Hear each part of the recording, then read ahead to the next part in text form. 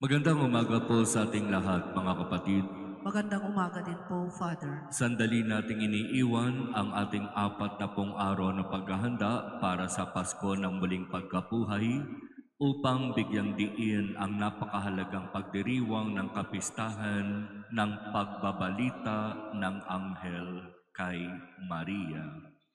At ito ay isang napakahalagang pangyayari sa kasaysayan ng kaligtasan, sapagkat sa pagbabalita ng anghel kay Maria, ibinigay ni Maria ang kanyang oo sa paanyaya upang maging ina ng anak ng Diyos. At sa kanyang pag-oo, nanahan kay Maria ang anak ng Diyos. Nanatili sa kanyang sinapupunan si Jesus na anak ng Diyos sa loob ng 9 buwan. Kaya nga ngayong March 25, kapag tayo ay bibilang ng 9 months, ang ika-9 na buwan ay ang December 25, ang pagdiriwang natin ng pagsilang ng tagapagligtas.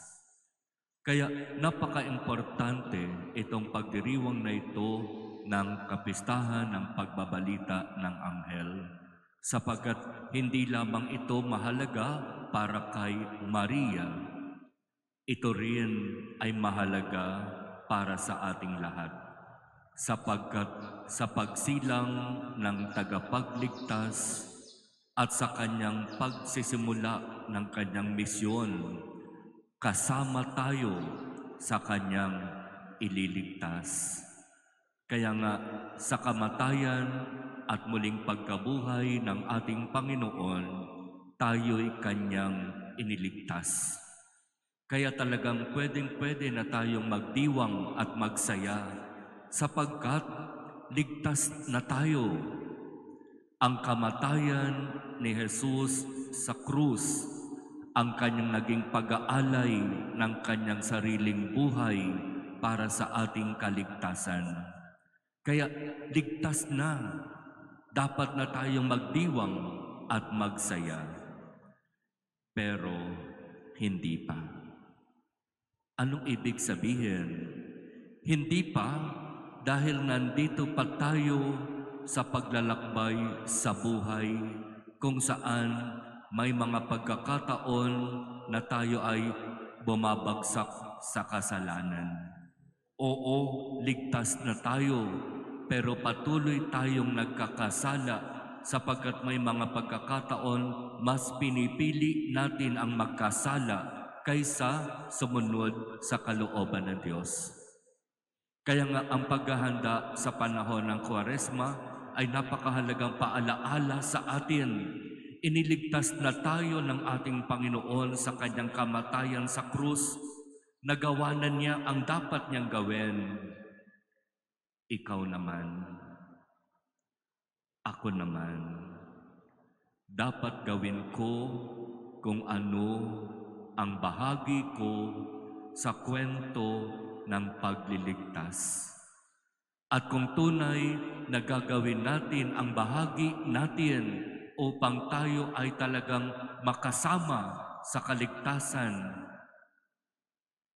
sa kamatayan, ang gantimpala ay matatanggap natin.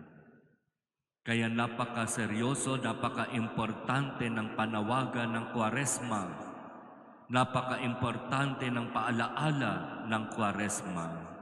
Tandaan mo, tao, ika'y nagmula sa alabok at sa alabok babalik. Tandaan mo, tao, lahat ng pinanghahawakan mo sa buhay mo ngayon, lahat ng itinuturing mong importante at mahalaga, lahat ng mga pinagbubuhusan mo ng buong sarili mo ng mga makabudong bagay, material na bagay, lahat yan maglalaho. Kapag naglaho at nawala ang lahat ng iyan, saan tayo tutungo? Ipanalangin natin, mga kapatid, na sa kapistahan ngayon ng pagbabalita ng anghel kay Maria, ipagkaloob ng Diyos sa atin ang biyaya na katulad ni Maria, tumugon din tayo ng oo sa bawat paanyaya upang sundin ang kalooban ng Diyos.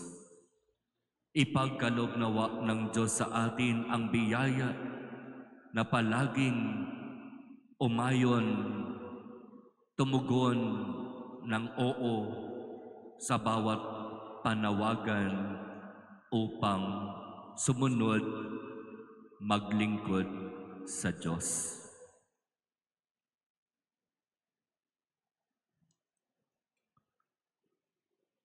Amen.